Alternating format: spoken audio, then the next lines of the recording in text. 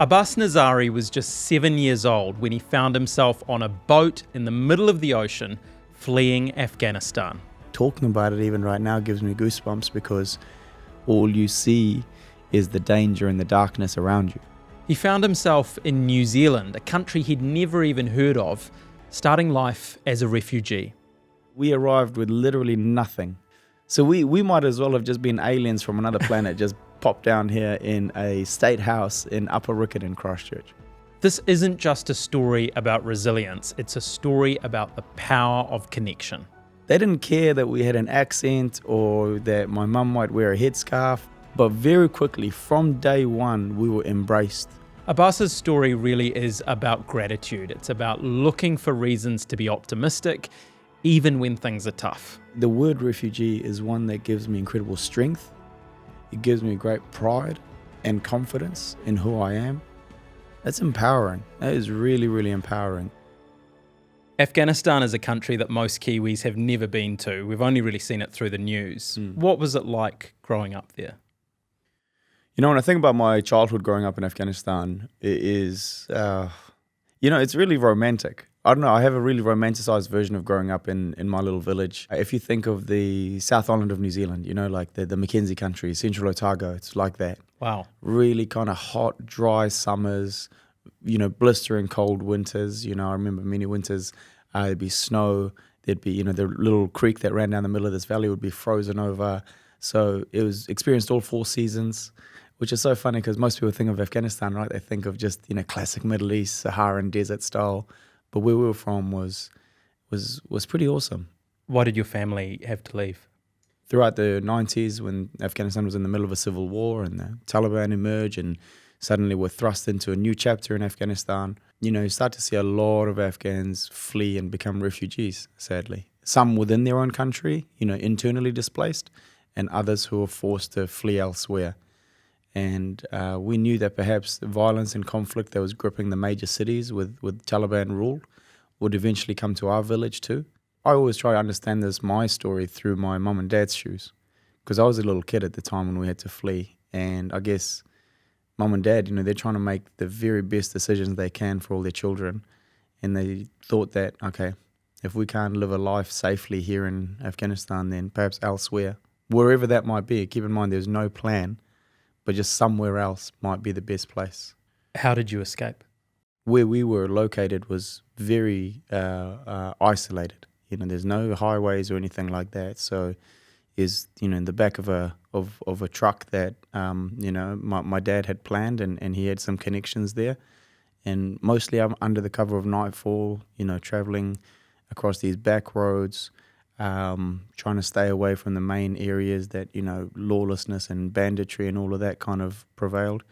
And then finally, over the course of almost a week, we managed to cross the border into neighboring Pakistan, which is now becoming a home to millions and millions of Afghan refugees.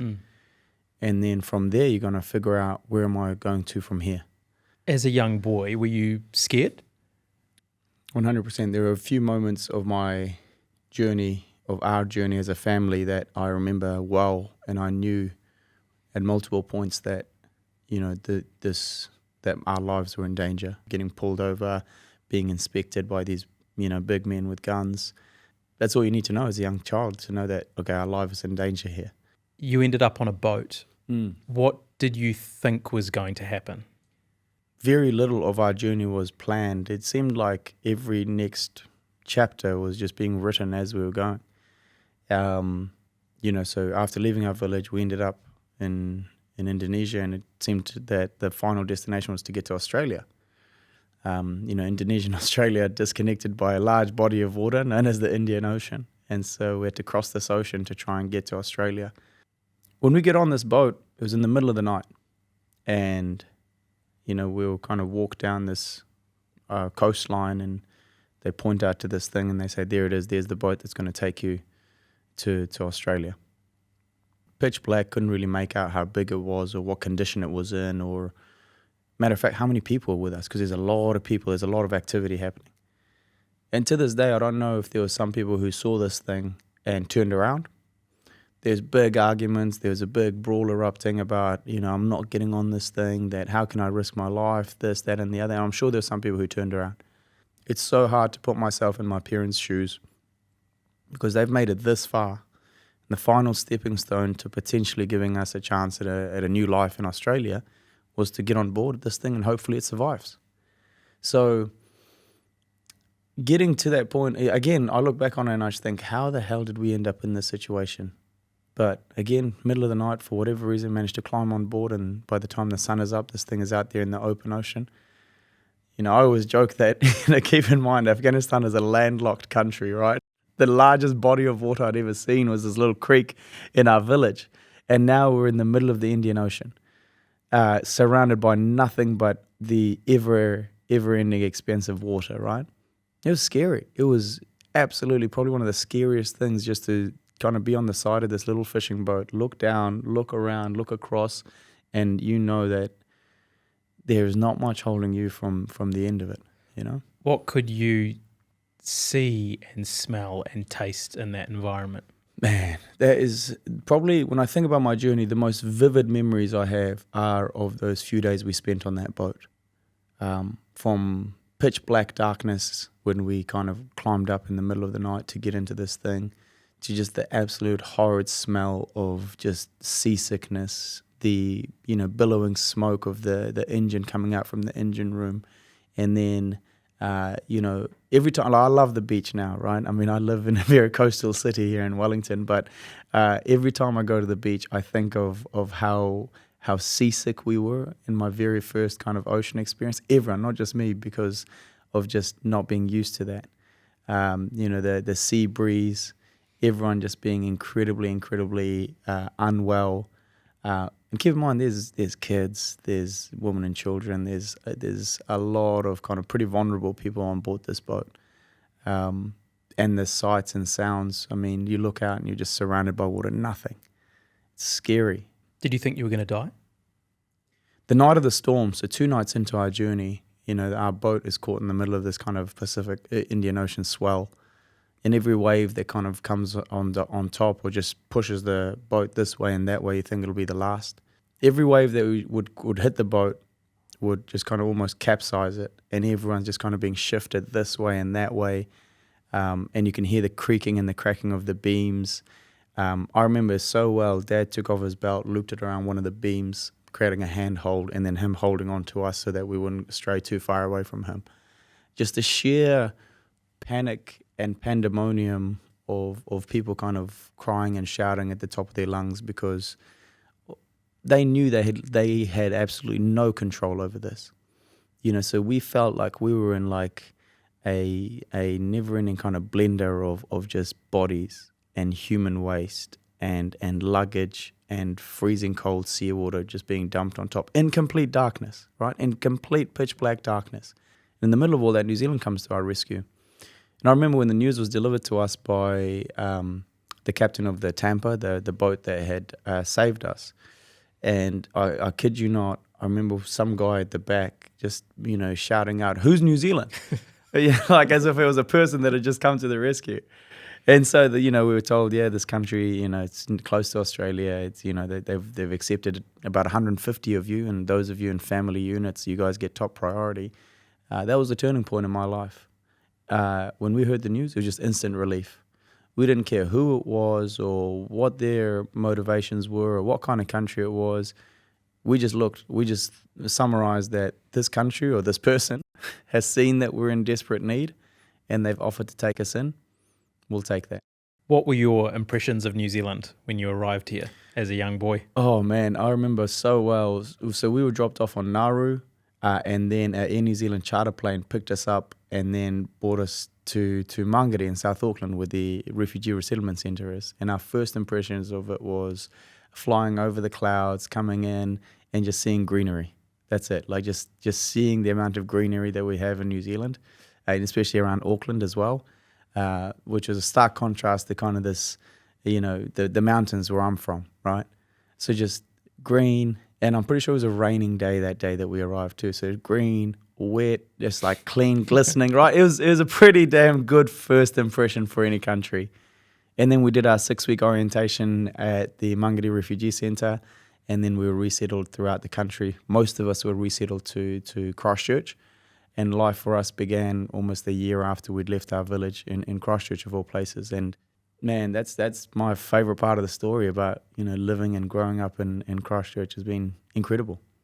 What was the community response that you had, the community welcome that you had when you moved to Christchurch?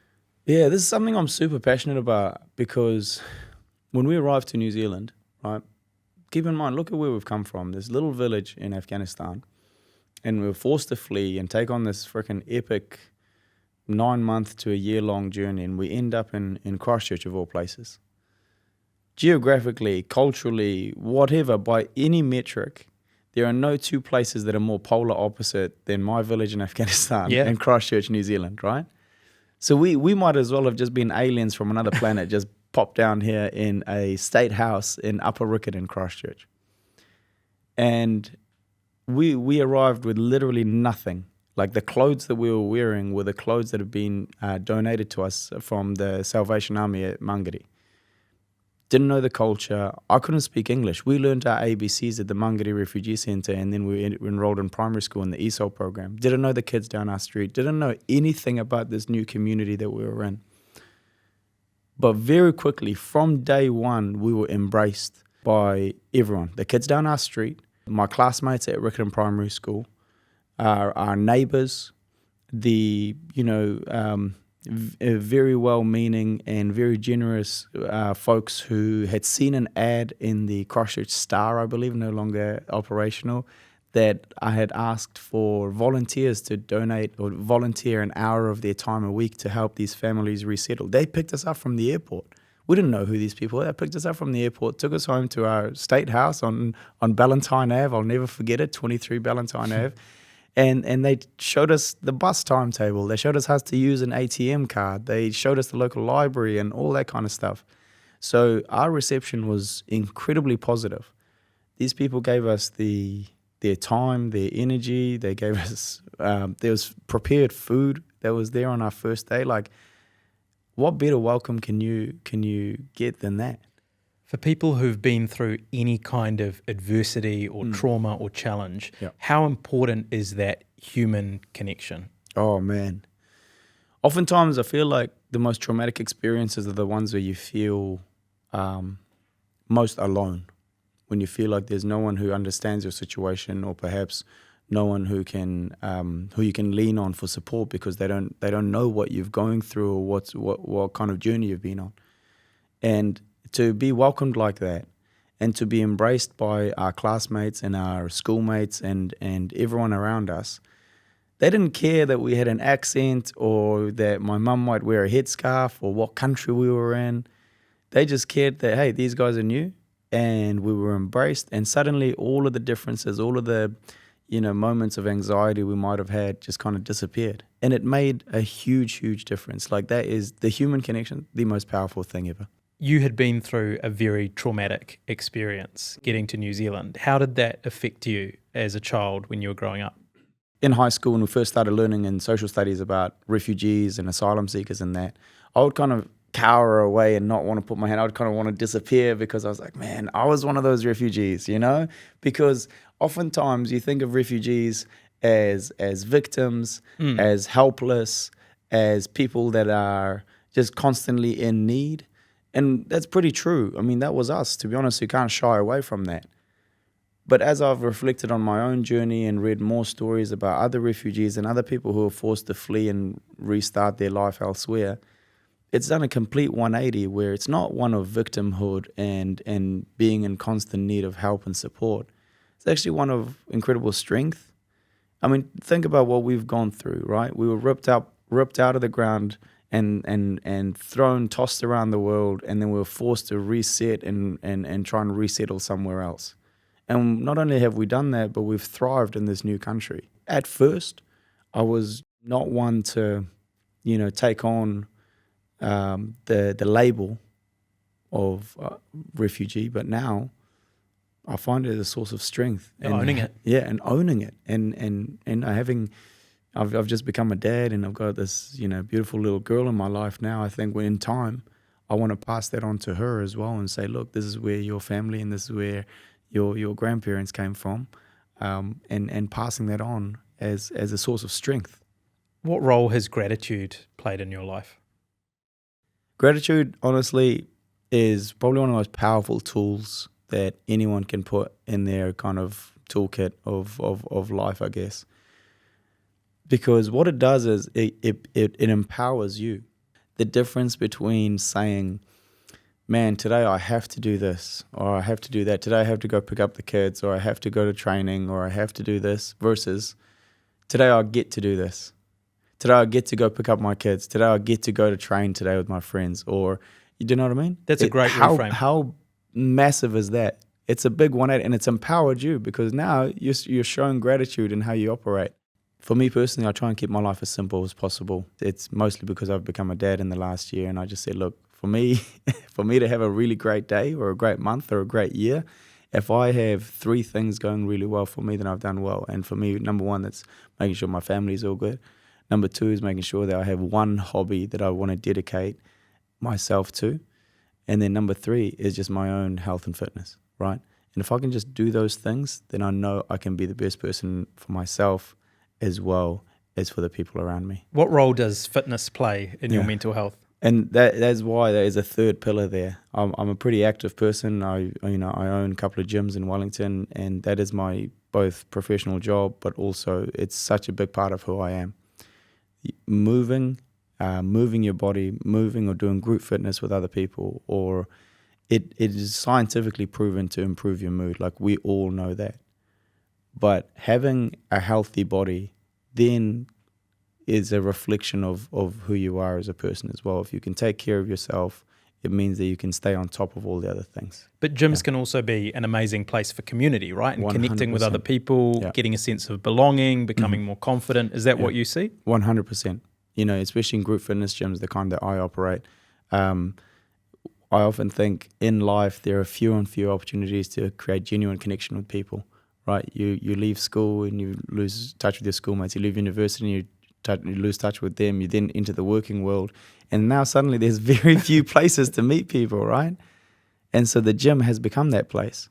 Group fitness has become that place. And that's why I'm so passionate about it. The community and the connections that you make on the rubber tiles there, that is magical. And I think add on top of that the ability to lift, to sweat together, to then grab a coffee afterwards.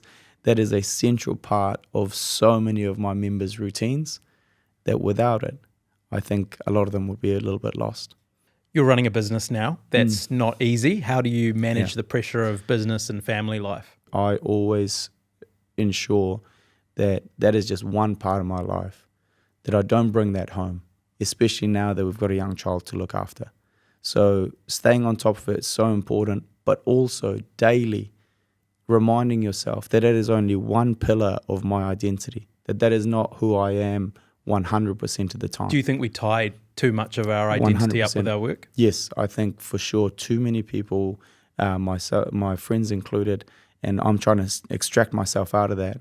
Too many people draw way too much, how would I describe it, acceptance, or way too much of their entire identity around their title or the career that they're in. And I'm not one to judge, but I know that, hey, maybe you're that person for 1/3 of the day, but who are you the rest of the time? And I think if you can extract yourself and ask yourself, look, okay, if I got fired, if my business were to close down, if things didn't go well in that realm and all of that was stripped away and taken from me, who am I as a person? I had to ask myself that a lot, because I think running my business, that became me, and I became the business. And I realized, no, hold on. If that was taken away from me, I would still be, a husband, I'd still be a father. I would still be, focusing on my own fitness as well. And so it's not, while it's a big part of who I am, it's not a central part. It's not the key piece of who I am. And if there's one thing people take away from this is maybe reflecting a little bit on, one, is that too much of who I am? And secondly, more importantly, why is that? Is it because that I've let it take up heaps of space of my identity, or because maybe I haven't, invested in the other areas of who I am? You're a dad now. How's that changed life and your perspective on everything? It's humbling, man. It's really, really humbling. I think it's also the most beautiful thing in that I look at our journey, mum and dad arriving here in this country with, us, their kids, and them now being semi-retired, and seeing all the kids that they brought to this country now go up, stand on their own 2 feet, spread their wings, and then have our own kids. It's, it gets me teary-eyed just thinking about that, They've got, I think Aria is, grandchild number 7 for them, so it's pretty awesome. When your family left Afghanistan, you left behind friends and family members, some of whom were killed by the Taliban.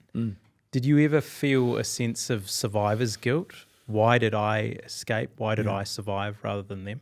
I don't know if survivor's guilt is the right word, but I went back to Afghanistan a couple of times in 2012, 2017, and it was probably the most eye-opening experience I've ever been on, because what it did for me was it gave me an incredible perspective on all of the things we've discussed today, on gratitude, on how my life could have been so different had we stayed, or had we not had the opportunities. I don't know if I'd be alive today.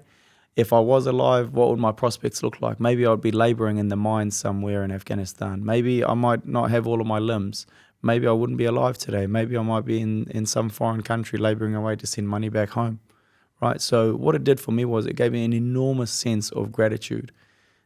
And I know we talk a lot about how, New Zealand or things can be pretty tough at times. But once you see how tough it can actually be, again, it gives you a massive perspective and a sense of gratitude in the life that we live. Well, your story is powerful. Abbas, thank you so much for sharing today. It's been awesome. Thank you. And for listeners, for viewers of this, if there's something that's, hit you and you think there's value in it, I'm so glad that it's connected with you in somehow. So cheers for listening. Thank you.